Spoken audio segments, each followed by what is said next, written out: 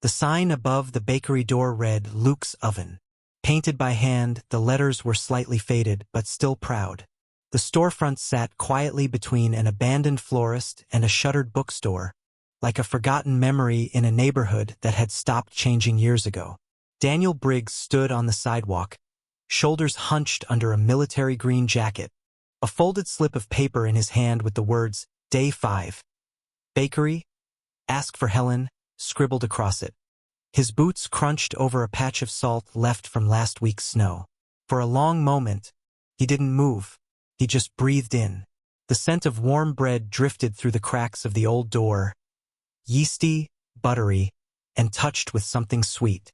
It was the kind of smell that pulled things from deep inside. Safety, quiet mornings, maybe even love. Daniel hadn't felt any of those in a long time. He opened the door. A brass bell rang, soft but immediate. The warmth hit him like a tide. The counter was worn but clean. Wooden shelves carried rows of golden loaves, lemon cakes dusted with powdered sugar, and trays of cooling croissants. Behind the counter, a woman, late 60s, maybe early 70s, stood kneading dough on a metal table.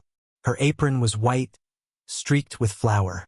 Her silver hair was tied back into a bun that had seen more action than she let on. Her name, stitched in red thread on her apron. Helen. You Daniel? She asked, not looking up. Yes, ma'am. She dusted her hands off and waved toward a backroom door. Apron's on the hook. Clock in with your name and the date. You got 2 hands and a spine. Yes, ma'am, he said again, unsure whether she was joking. Good. Then let's bake. The back kitchen was a different world, smaller, tighter, but arranged with almost military precision. Every mixing bowl had its hook. Measuring spoons were labeled and hung alphabetically. The refrigerator hummed like a low drone. There was no music, no chit-chat. Just the ticking of a wall clock and the rustle of parchment paper. Daniel slid into the rhythm naturally. In another life, he'd learned to work in silence. In tight quarters, with people who didn't talk unless they needed to. It almost felt familiar. You ever bake before? Helen asked as she handed him a crate of eggs. Not really, he admitted.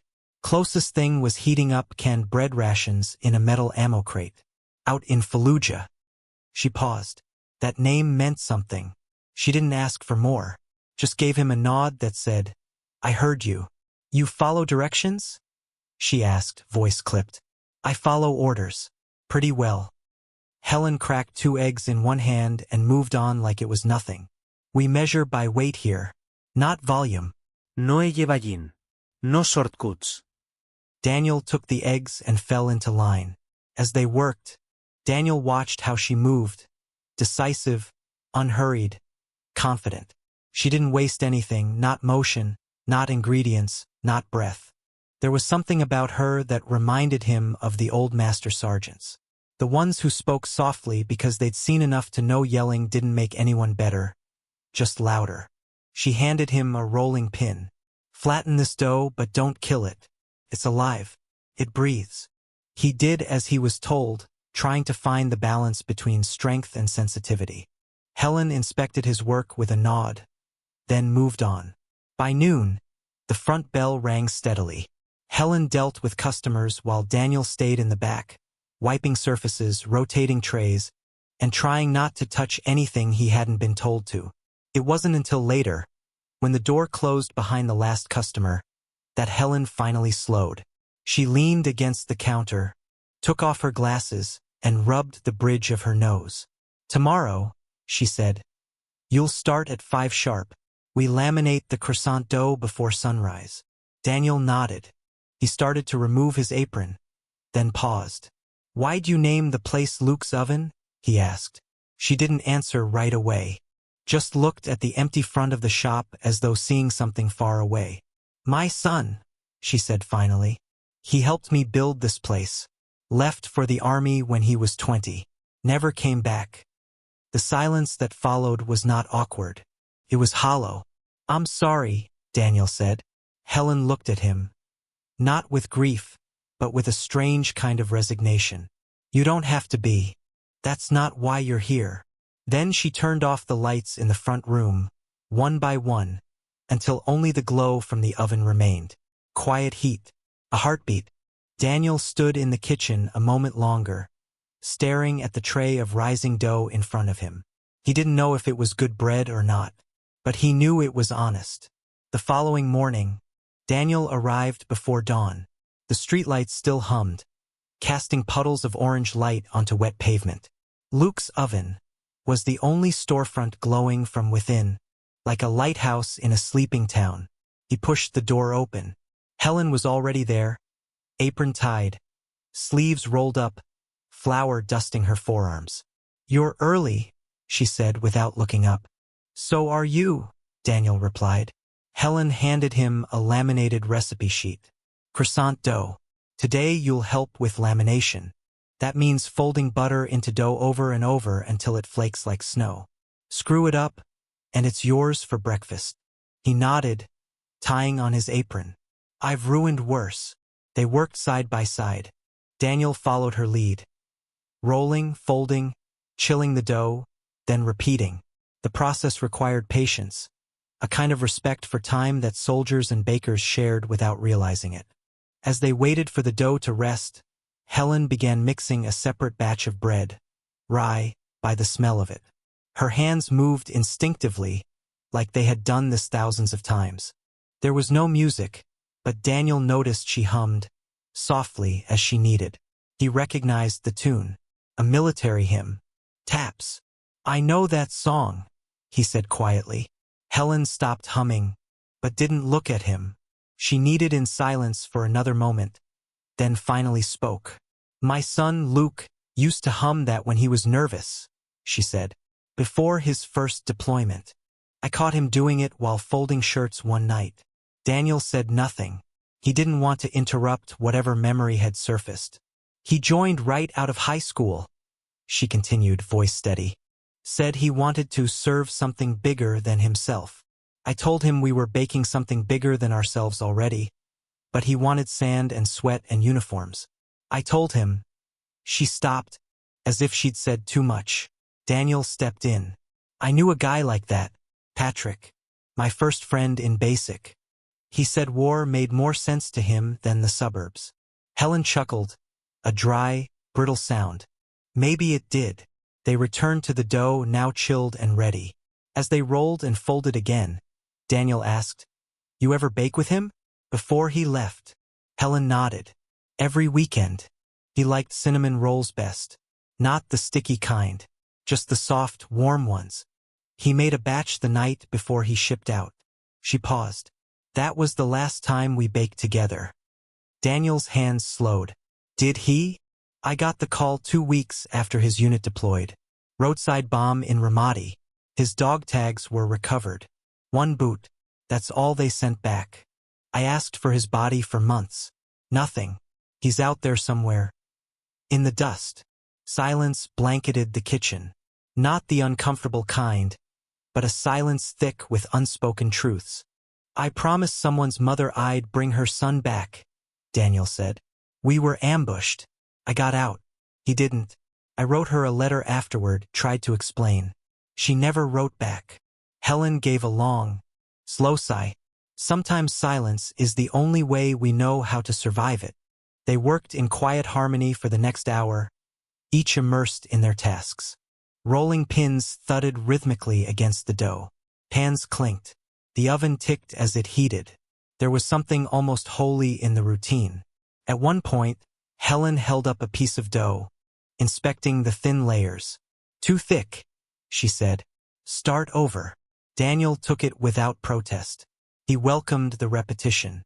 It was easier than thinking. "You're not bad at this," she said after a while. "I follow instructions well," he replied. No. "You listen. That's different." She turned away, moving to the proofer. Then, almost as an afterthought, she added, "Luke listened too, but only to others, never to himself." Daniel wasn't sure how to respond to that, so he didn't. Some words aren't meant to be answered. As the croissants proofed, they started prepping for the lunch crowd. Daniel handled cleanup and counter setup while Helen arranged the front shelves. When she returned, She brought an old photo with her, faded, edges curled. A young man in fatigues, holding a tray of cinnamon rolls, grinning like someone who hadn't seen war yet. "That's Luke," she said simply, placing the photo near the cash register. He was proud of his rolls. Daniel studied the picture. "He looks like he made people feel safe." Helen nodded. "He did, until they made him go to a place where no one feels safe." They both stared at the photo for a moment, the smell of rising croissants filling the air around them like incense.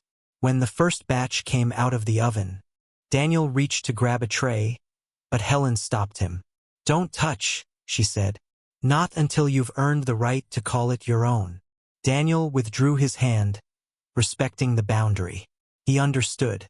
Some things weren't just about food. Some things carried ghosts. That afternoon, the bakery was quieter than usual. The midday rush had come and gone, leaving behind only the faint scent of freshly baked rye and cinnamon rolls lingering in the air. Daniel found himself drawn to a corner of the kitchen where a small, old tin box rested atop a high wooden shelf. Its surface was dented and scratched, wrapped loosely with a faded red ribbon. He carefully reached for the box, turning it over in his hands. "Is this yours?" he asked softly when Helen passed by. Helen's eyes flickered briefly toward the box, but she didn't stop what she was doing. "It belonged to Luke," she said, her voice low and steady. "No one is allowed to touch it, not even me." Daniel placed the box gently back on the shelf, sensing the reverence around it. It was more than just a container. It held memories and pain carefully preserved in silence. As he moved to clean near the window, something caught his eye. Faint carvings etched into the wooden frame. He stepped closer and squinted. "I'm still here, Mom." "Luke." The letters were uneven, scratched in a hurried but deliberate manner. The message was a whispered promise, a reassurance that defied the distance and the silence. Daniel ran his fingers lightly over the words, feeling the weight of a son's presence lingering even in absence. He looked up, catching Helen's gaze from across the room. "That was the night before he left for his first deployment," she said quietly. "I never covered it up. Didn't want to forget." The room was filled with unspoken stories, and Daniel understood that some griefs were meant to be held carefully, like fragile dough, shaped but never flattened. For a moment, neither of them spoke. The oven's warm glow painted soft shadows on the walls as the afternoon light faded. Daniel felt a strange kinship forming. Two souls connected through loss, honoring the memory of a young man who lived both in photographs and in carved letters. The following morning, the bakery was bathed in the pale light of dawn as Daniel prepared for his first attempt at making croissants. The air was crisp, carrying a faint scent of dew and the soft hum of the waking town. Helen stood beside him, her hands steady as she unfolded a chilled sheet of dough. "This is where it gets tricky," she said. "We'll laminate the dough today, folding layers of butter into it until it's flaky enough to melt in your mouth." Daniel nodded, feeling both excitement and nervousness. "I'll do my best." The process was intricate. It required patience and care, rolling, folding, chilling, then repeating the steps over and over again. Daniel's hands moved carefully, but despite his focus, the dough tore slightly during one fold, and the butter seeped through the cracks. Helen noticed but said nothing, simply guiding him with quiet instructions. "Don't rush. The dough is alive. Treat it with respect." As the croissants proofed in the warm cabinet, Daniel watched Helen prepare the rest of the kitchen. The silence between them was no longer tense but filled with an unspoken understanding. When the oven timer finally chimed, Helen opened the door to reveal golden pastries, fragrant and inviting but far from perfect. Some croissants were uneven, others had burst open in places, and the layers were not as delicate as they should be. Helen picked up the most imperfect croissant, breaking it in half and tasting slowly. Her eyes closed as she savored it, then opened again with a small smile. "This isn't Luke's technique," she admitted softly, "but it's honest. And sometimes, honesty is better than perfection." Daniel felt a warmth spread through him. I was afraid I'd ruin it. You didn't, Helen said. You made it your own. That's something to be proud of. Just then, the front door chimed as a familiar figure entered. Mr. Raymond Stone, a longtime customer. Leaning on his cane, he paused near the counter, taking a deep breath. I haven't smelled croissants like this in years, he said, his voice tinged with nostalgia. Is this new? Helen glanced at Daniel and then back at Mr. Stone. It is. Mr. Stone smiled, his eyes twinkling. Then it's about time. This town needed a little fresh warmth. For the first time since arriving, Daniel caught the faintest hint of a genuine smile on Helen's lips. The walls of the bakery, steeped in years of sorrow, seemed to soften just a little. And in that moment, surrounded by the smell of warm butter and fresh dough, Daniel realized that healing, like baking, was a process. One imperfect fold at a time. The morning rain tapped gently on the bakery's windows, casting shimmering patterns on the worn wooden floor. Inside Luke's oven, the air was thick with warmth and the faint aroma of rising dough, a contrast to the gray, damp world outside. Daniel stood near the counter, hands coated lightly with flour, watching as Helen lit an old oil lamp. The electricity had been cut off due to the storm, but the soft, flickering glow filled the kitchen with a comforting intimacy. Looks like we're going old school today, Helen said with a dry chuckle. Daniel smiled, grateful for the small light in the dark. Together, they continued their work by hand, kneading, folding, rolling. No mixers or ovens humming, only their shared rhythm and whispered breaths. Helen paused for a moment, then said quietly, Luke once told me something I never forgot. If I can't come home, Mom, promise me you won't stop baking. Promise me you'll keep this fire alive. Daniel looked at her, surprise softening his features. That's a powerful promise. Helen's eyes glistened. I kept it, but some days the fire almost went out. Daniel nodded, feeling the weight of her words settle in the room. Deciding to lighten the mood, Daniel picked up a ball of dough and shaped it clumsily into what looked like a tank. This is my tribute to Luke, the soldier baker, he joked, holding it up. Helen laughed, a sound so rare and genuine it seemed to chase away years of silence. A tank, huh? Well, it's the first military-grade pastry I've seen. They shared a brief smile, the kind that comes after long winters of grief. Outside, the rain softened, and a few customers braved the weather to step inside.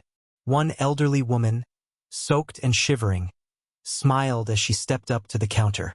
I don't usually come out in storms, but I smelled the bread and couldn't resist. Helen handed her a warm roll. This one's fresh, made with a little extra hope today. The woman's eyes moistened as she took a bite. You don't know how much this means. The bakery filled with quiet conversations, gentle laughter, and the clatter of teacups. The storm outside raged on, but inside, something new was blossoming. A fragile sense of community, of healing.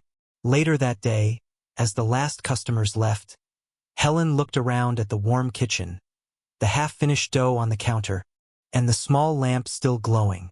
I think Luke would like this, she said softly. Daniel felt a swell in his chest. Me too. In that humble bakery, under the soft glow of an oil lamp, two lives, once broken by war and loss, found a spark of light. The fire was still alive. The morning light crept softly through the bakery windows as Daniel tied his apron one last time. Today was his final day at Luke's oven. The air was thick with the familiar scent of yeast and butter, but beneath it lay something deeper, a quiet reverence for what had been built here, one imperfect loaf at a time. Helen stood by the old wooden shelf where the battered tin box rested, the ribbon still faded but carefully tied. Daniel took a deep breath, feeling the weight of the moment.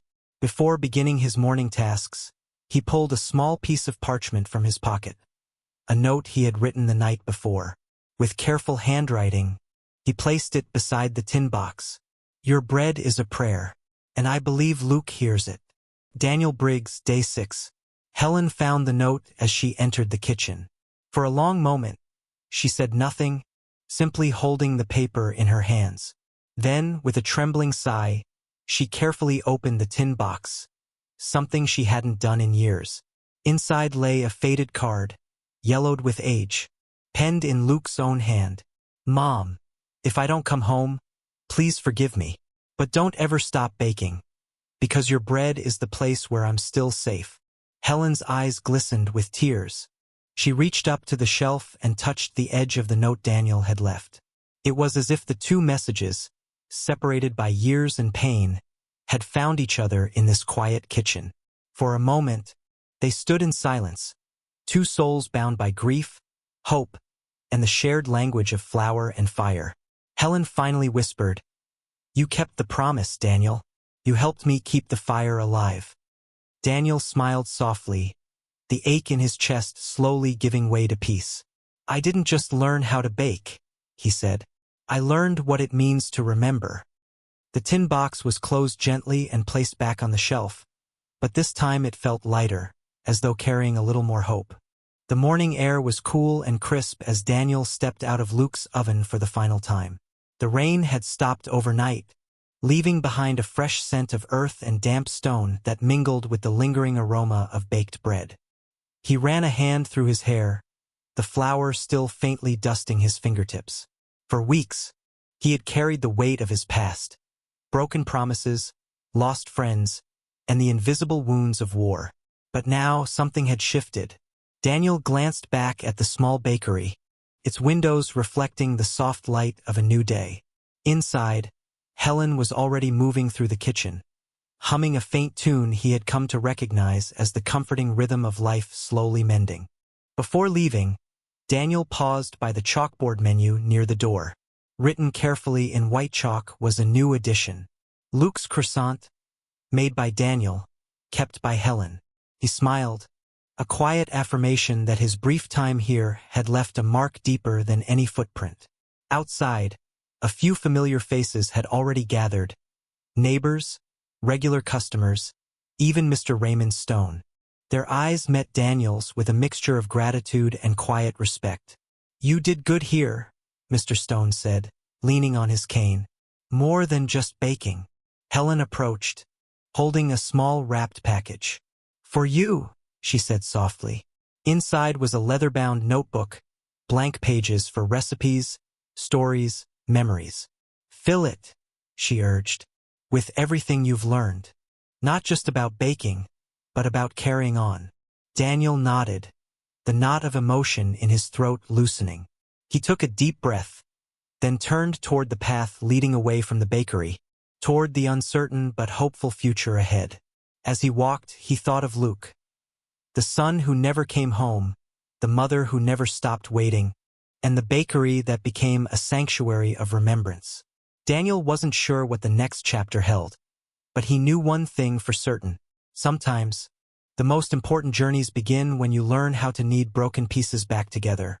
One fold, one breath, one day at a time. And with that, Daniel stepped forward into the light of a new dawn.